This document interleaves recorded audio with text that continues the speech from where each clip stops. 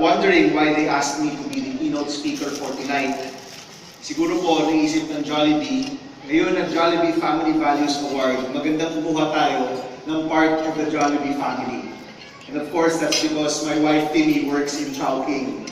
So sabi ko nila, magandang part of the Jolibe family yung kunin natin magsasalita ngayong gabi. And I was trying to think about what message I would like to give tonight, considering na yung mga Jolibe Family Values Awardees po natin, talagang napakatindi ng mga kwento, napakaganda ng mga ginagawa, napaka-heartfelt ng kanilang mga gawain sa kanilang mga komunidad. So I thought of sharing with you a story for tonight. And this story actually happened a few years ago when my wife and I were lucky to be part of this World Conference, the World Economic Forum. At doon po sa World Economic Forum, meron po mga iba't-ibang mga kurso na pwede kayong i-take up. And it just so happened, there was one course title that caught our attention. The course title was very provocative. Nakalagay po doon, Learn the Secret to Happiness. Aba, very exciting yung title. So, pumila po kami. We signed up for it, we lined up, we attended the class, and it was one of the most attended classes in that conference. Punong-puno po yung kwarto. At naisip ko, siguro po marami naghahanap ng secret to happiness dito sa grupo na ito. And the usual attendees of the World Economic Forum are usually CEOs, heads of large corporations, mga politiko, mga mayayaman na mga tao. At kami po, we were there for my social enterprise, no? So kami po yung mga outliers doon. But when we finally entered the room, nakita ko namin punong-puno yung classroom. Para lang siyang maliit na kwarto. And people, in fact, were willing to sit on the floor just to be able to find out what the secret to happiness is. Sir Joseph, it's not eating chicken joy every day, by the way, just in case you're wondering. So, puno-puno po yung kwarto, maybe in a small room, good for 20 people, there were maybe 50 people there. At umupo na po sa sahig yung mga ibang tao. And the panel was composed of doctors and scientists and biologists, and they conducted a longitudinal study of how and why people become happy. So hindi lang po ito sentimental journey towards happiness. This was an actual study made about what exactly brings people towards happiness. And in that session, the main speaker posed a few questions. Yung first question po niya, do you think that wealth brings happiness? Do you think that wealth brings happiness? And easily, the people said, no. Sabi mo nila. Because many of them were actually very wealthy. So naisip ko, kung kayamanan nila yan, hindi na sila pupunta dun sa klaseng yun. So sabi niya, wealth does not equate to happiness. Then he posed the second question, which was harder to answer. Sabi niya, does romantic love lead to happiness? Ano pong sagot ninyo? Yes. Yes, may mga romantic po doon. Adele, does romantic love lead to happiness? Yes daw.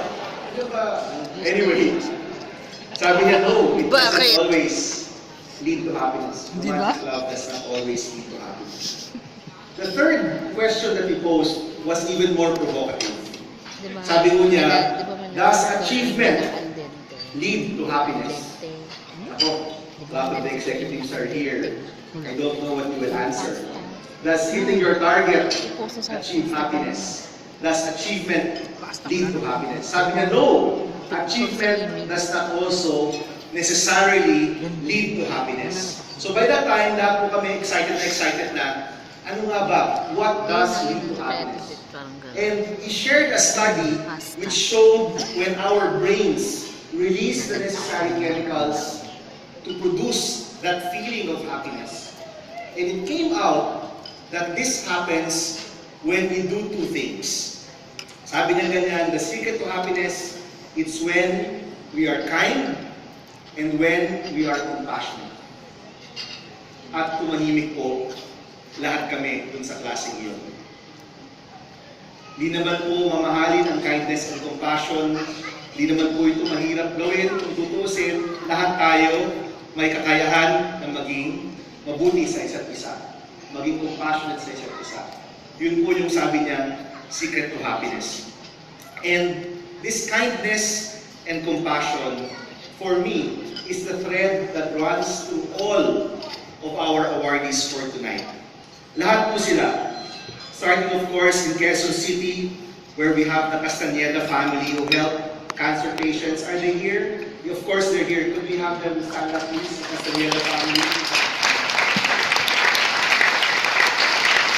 The Sola family will invest in the development of our street children and provide microfinance services to their families. Sola family is here as well. There we are. The Bumakas family from Gapan City, Nueva Ecija, who support the indigenous peoples in their area, ensuring their rights are protected and that they have access to health services and school supplies. Nasaan po ang Bumakas family? Ito sila. The Cabalsa family from Cagayan Valley that organize medical missions and put up free medical clinics for their fellow Filipinos. The Cabalsa family, ito sila. The Biscocho family, all the way from Benguet, who have workshops and therapy sessions for persons with disabilities. Where are the Biscocho family?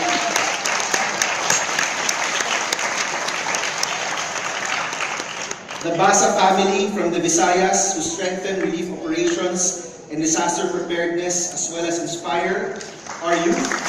Here they are. And from Zamboanga, the Kabading family that grants scholarships and care for orphans.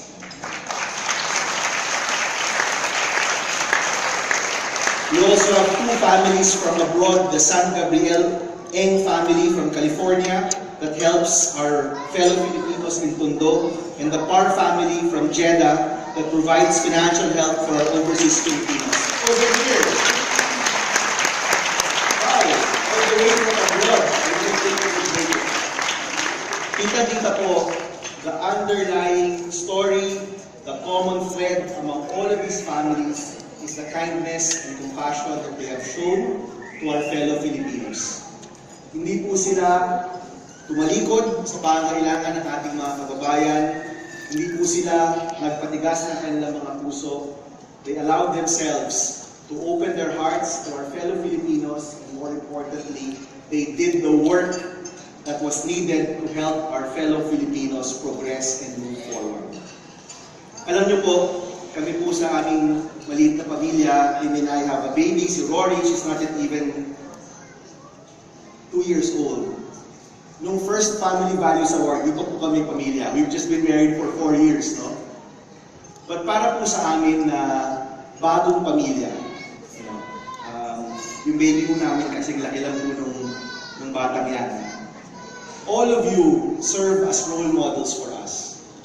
Habang kami rin po, we try our best to navigate the difficulties of being parents in this modern day. Habang kami rin po, nag-iisip kung paano rin kami makakatulong sa mga kapwa po namin. Kahit kami rin po na sa pang-araw-araw namin buhay, nagkakaroon ng mga difficulties, ups and downs, kayo po yung nagiging role model po namin. Na habang kami po isang pamilya, sisiguraduhin po namin na ang mga kwento ninyo, buhay na buhay sa aming puso, buhay na buhay sa aming mga buhay, at nakikita po namin kung paano ang isang pamilyang Pilipino nakapagdudulot ng napakaraming saya sa ating mga kababayan. So with that, let me again congratulate all of the awardees for tonight. Of course, Jolibe for having this great event every year. Congratulations po. Magandang gabi sa ating lahat. Maraming salamat.